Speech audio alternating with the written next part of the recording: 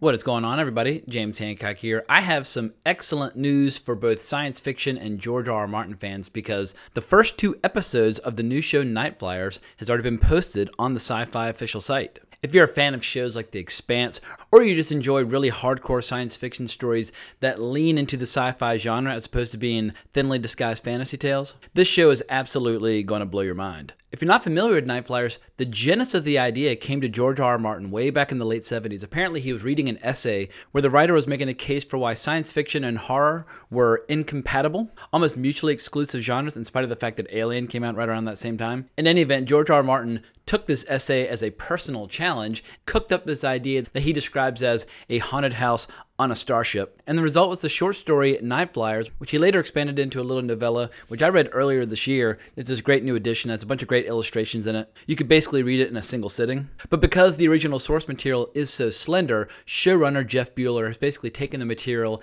and fleshed it out, expanded it, and now we have a 10-episode show, Nightflyers, on Syfy. And not to worry, I won't give away any spoilers until I give you fair warning. There was a previous 1987 movie version of the material. I have not seen it. Apparently, George R. R. Martin's not necessarily that proud of the movie, but it helped him pay his bills long before he became the world-renowned author of A Song of Ice and Fire. Also, quick side note, George R. R. Martin cannot be directly involved with Nightflyers. Apparently, he's not allowed to be involved due to his overall deal with HBO. But if you're in the mood for something right now where George R. R. Martin played a direct hand, I also have a recommendation for a book called Fire and Blood, which came out a week ago, 2 weeks ago. In any event, it's part 1 of a 2-part history leading up to the events in his Game of Thrones series. And fair warning, it does not read like a novel. It absolutely reads like a history book for an imaginary universe, but I love books like The Silmarillion, which also reads in a similar fashion. But I recognize that there are a lot of people out there who just want to see The Winds of Winter go ahead and get published. I'm right there with them. I totally understand. But if you're a fanatic for grim, dark fantasy, especially the history of this incredible world that George R. R. Martin has cooked up, I strongly recommend Fire and Blood. But this is not a review of Fire and Blood. This is a review of Nightflyers, and I just have to say I'm so intensely fired up to have a good, strong science fiction show to follow again, because it's basically been since this last spring where I had season 3 of The Expanse and season 2 of Westworld to follow. For whatever reason, there's a lot of science fiction coming our way right now. We've got season 2 of The Orville, we've got season 2 of Star Trek Discovery, which may or may not be good, who knows? But I hope I'm not jumping the gun by saying this after only 2 episodes, but Nightflyers is really strong. It's got great source material with great characters. The horror absolutely is on point, because not only does it function as a haunted house story in space, it also has the added benefit of superpowered individuals. And some of these powers are the direct result of mutation, but most of these powers are based in technology, such as neural implants in order to communicate with a ship better, or just being a genetically engineered super soldier so you can handle the rigors of traveling in space a little better. It's also got some really adult sexual innuendo, and it's got this incredibly grim, bleak tone. This is not a spoiler because it's the very first scene of the very first episode, but the show begins amidst a complete, total catastrophe, filled with murder and mayhem and suicide. And right when one of the most crucial characters slashes their own throat open, we cut back to all the events leading up to this particular scene. And I'm new to the work of showrunner Jeff Bueller, but I have to say I really like what I see so far, in that the majority of the show takes place on this giant ship, the Nightflyer. You can tell the show has gone to enormous lengths to create the perfect environment in which the story can unfold. A lot of it feels really plausible. It's got those giant rings like you see in the ship in 2001. But at the same time, it's very dark, it's very atmospheric. I'm sure some cynical people watching the show would be like, well, it would be a lot less scary if the characters would just turn the lights on,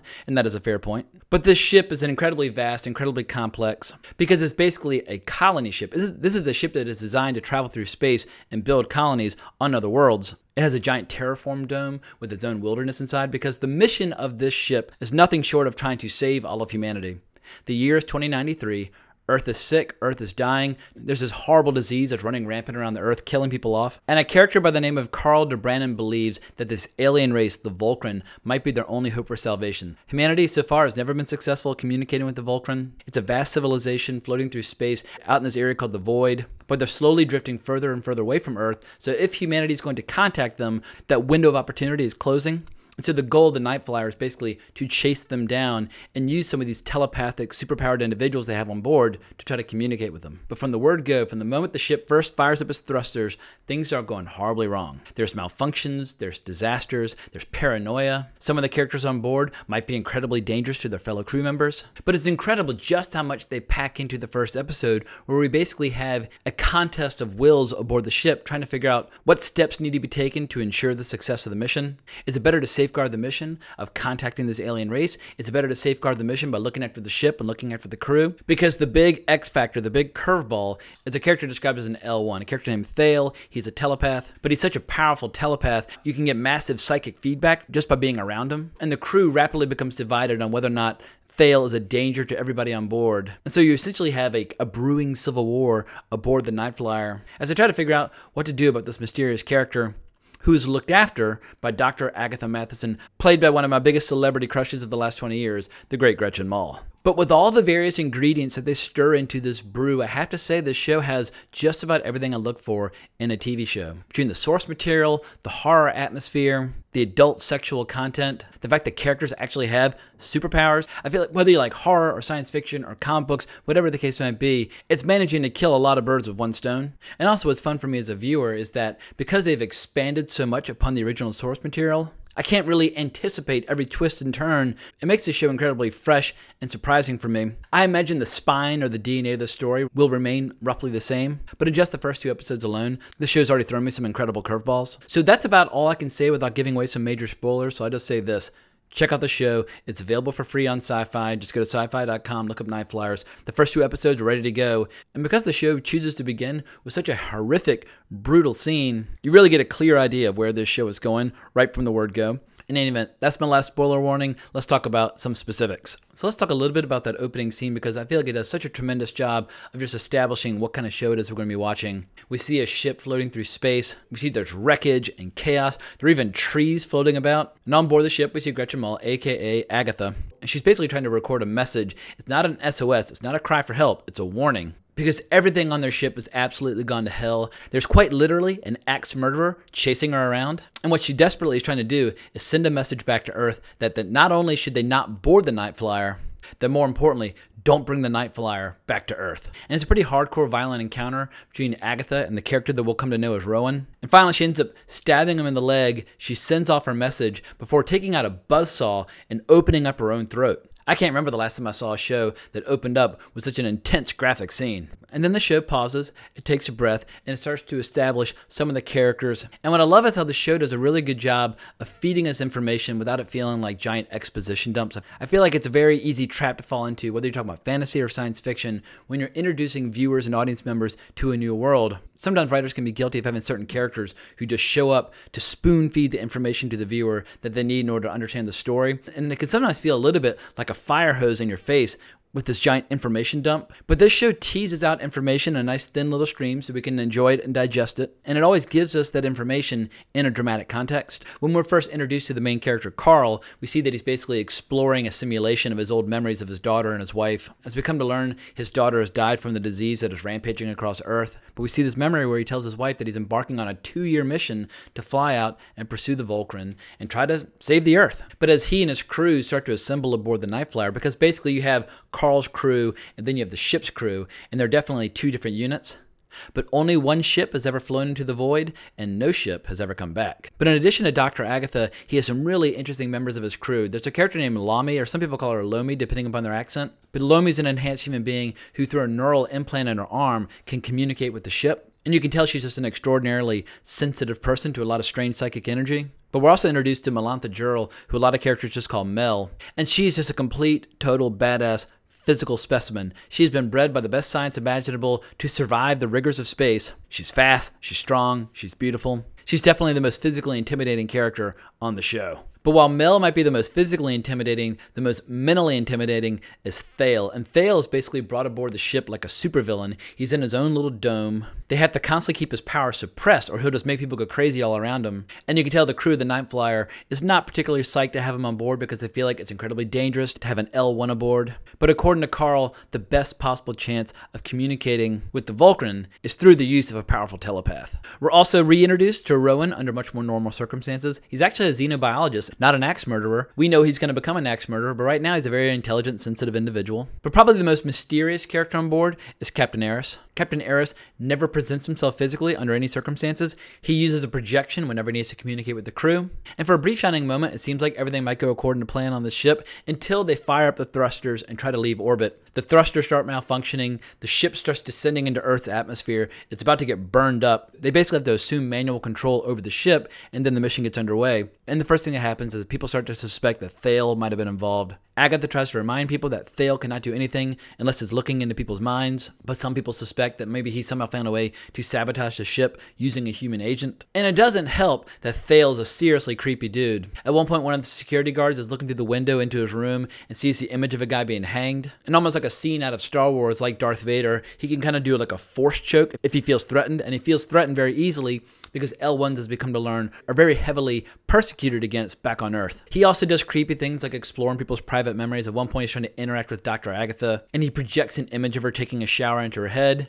But she's very kind and very patient with him and just has to remind him those images are private, you have to ask my permission. And it basically falls on her to try to protect Thale from everybody around him who suspects the absolute worst of him. But pretty soon we start getting some great little horror details. Like at one point, Carl's trying to call home, and when the call with his wife is interrupted, we see a brief image of her face almost looking like a rotting corpse. There are all these great little horror details. But he also starts having visions of his little girl running around the ship, and immediately he suspects that Thale must be playing a role in that. Meanwhile, we learn a lot of information from Rowan. We learn that he's quite pessimistic about the human race. He basically describes the human race as a virus that has killed its host and is now looking for another one, which is why the Vulcan will never respond to us, because for years, apparently, we've been using every form of communication, every language possible, and just hurling information their way, and as of yet, they've never responded. And the tension of the show just keeps intensifying. Mel nearly drowns when she's inside this tank full of water that's supposed to be providing her with oxygen while she's submerged. Lomi rushes in to save her and sees that in yet another tank, there's this image of like human entrails,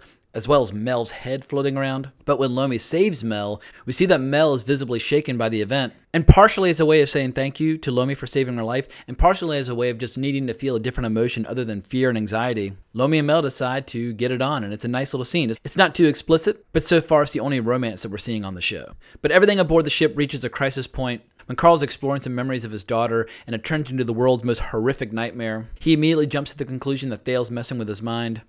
And when he and Agatha go to check on Thale, they see that he's escaped. Now, the only way Thale could have escaped is if somebody on the crew hacked into the system and let him out. And we also learn from Captain Eris that the ship has now certain blind spots. So basically, his overall surveillance system that allows him both to see everything on the ship as well as interact with everybody on the ship, that somebody has shut down some of those cameras, so he's totally unaware of who let Thale out. As all the security guards start arming themselves to the teeth to take on Thale, Agatha warns them all, look, if you corner him and if he feels threatened, it could be an absolute bloodbath. And to make matters worse, when Lomi tries to log into the ship just to get an idea of what's going on, she basically seems to be possessed and starts speaking in this horrible voice, just going, get out, get out. She basically turns into a monster. And when she wakes up, she's completely freaked out.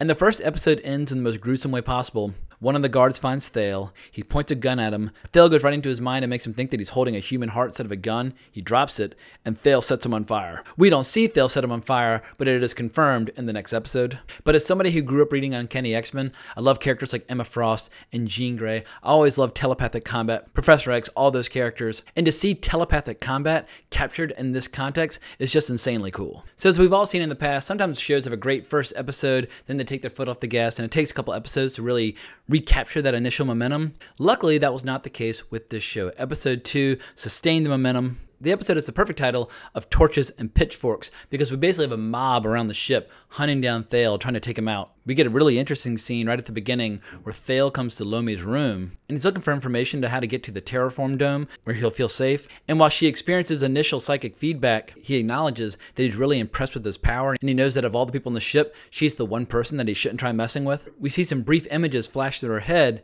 and we're not quite sure if she's been on the receiving end of violence or if she's been the one dishing it out. But Thale makes a reference to how he knows what she's capable of and demonstrates that with the image of this bloody hammer. But getting back to the burned security guard, they put him into a medically induced coma so that he can deal with the pain. Eris is in a situation where he might lose the faith and confidence of his crew if he doesn't do something to eliminate this threat. And Carl and Agatha are basically pleading with him to give them the opportunity to find Thale first and try to convince him to return to his dome where they can suppress him and bring his powers back down to a manageable level. And things start to get violent between these two factions because when Agatha and Carl go to the terraform dome, one of the security guards takes his rifle and just jacks Carl right in the face. But the but the guards learn very quickly just how silly it is to try to hunt down a telepath, because one of the most militant ones thinks he sees Thale, basically shoots him with a stun gun, and he approaches the body with a knife and is about to gut him, and one of his friends has to put his hand on his arm saying, look, you're about to kill one of your own friends. And that's when the guard realizes that he's been tricked telepathically into attacking one of his own allies. And this is when the guards come up with the idea of basically inventing this lethal spider bot to try to take on Thale. They have all these repair bots that they use on the outside of the ship. They're basically little mechanical spiders, and they have these lasers that are strong enough to cut through the hull of the ship. And they decided to be a good idea to try to convert one of these into a weapon that can hunt down Thale and take him out. So while they're busy working on that, Thale actually finally finds an ally. There's this girl who lives in the terraform dome. Her name is Tessia, and she's basically like this living bee creature. I'm assuming we'll learn that she plays some role in the maintaining the overall ecosystem, but she basically wanders around with a swarm of bees, and because the bees have so many little thoughts of their own, Thale's unable to read her mind. But she has this incredibly kind, gentle disposition, and she immediately helps Thale feel at ease. Meanwhile, Carl starts to worry there's so much chaos on the ship that he and Rowan decide to go ahead and just get a probe and send it out to the Vulcan, because this might be actually be their one opportunity to communicate with them if the ship ends up having to turn back. Meanwhile, Carl, Agatha, and Lomi decide to scan the memories of the security guard who's all burned up, and they do confirm in fact that Thale was the one responsible for setting him on fire. But in a surprise twist, Eris decides that the smartest thing to do is to work with Carl and Agatha and basically cover for Thale. And they cook up this cover story that basically claims that Thale is innocent of all the malfunctions aboard the ship. Even though Thale's now describing himself as an apex predator, he agrees to return to his dome on the condition that they don't give him any more drugs. But it's cool seeing Captain Eris and Carl building a little alliance. Eris talks a little bit about his mother, who is a great builder. She was a builder of colonies, and she built the ship that they're on. But this is when some of the horror ingredients of the show start to rear their ugly head, because as this spider bot is being constructed from the repair bot, suddenly the construction of the spider bot and the coding of the spider bot gets taken out of the hands of the technician, and they acknowledge that the coding on the creation is happening so quickly that no human being would be capable of coding at such a speed. But the spider bot runs amok, starts running up walls, hiding in shadows, and because it has a laser that can cut through the hull of the ship, when it goes after the people in the room, they are totally screwed. It blasts one guy right through the head before sawing him in half. One's lucky enough just to get injured and escape with his life, but the girl who built the damn thing, she gets killed as well before the spider bot cuts a hole in the wall and escapes. But before we get to the climax of the episode, we get another little interesting scene between Carl and his wife. They're communicating over a huge distance now, but we see that as part of her therapy for dealing with the loss of their child, that she voluntarily has certain memories just cut out of her mind entirely. And the therapy was so successful, she can't even remember what they did or what decision they made that led to the death of their daughter. But Eris finds Carl and explains to him that the reason he keeps seeing images of his daughter and the reason the ship keeps suffering from so many malfunctions, that it's all connected, it's all related, but that he can't tell him any more information without putting the ship and its crew in even more danger. And the episode ends on a nice cliffhanger. He deactivates the spider bot and he looks right into one of the surveillance cameras and he says, very ominously, "This time you've gone too far." Now, because I've read the source material, I have a pretty good idea of who he's talking to, but I won't elaborate any further on that. But if you're curious, I strongly recommend you just read the novella. It's a thoroughly enjoyable, quick little read. Or if you just want to sit back and wait for the next episode, I think episode 3 plays like on Tuesday night. I think we're pretty much getting episodes 1, 2, and 3 on Syfy on Sunday, Monday, and Tuesday night. But like I said, the first 2 episodes are already on the Syfy official site. But for my part, I couldn't be happier with what I've seen so far. I've been needing some good, strong, quality science fiction in my life, and this show is absolutely thoroughly scratching that itch. In any event, that's about all I have to say for now about Nightflyers. If you enjoyed this reaction and review, please consider subscribing to my channel. I would really, really appreciate it. If you want to talk more about science fiction, or the show, or George R. R. Martin, or Fire and Blood, whatever the case may be, the best place to reach me is always on Twitter @Colbrax. And I'll definitely be doing more recaps and reviews of this show in the very near future. But thank you so much for watching my video. I really appreciate the support, but more importantly, onwards and upwards.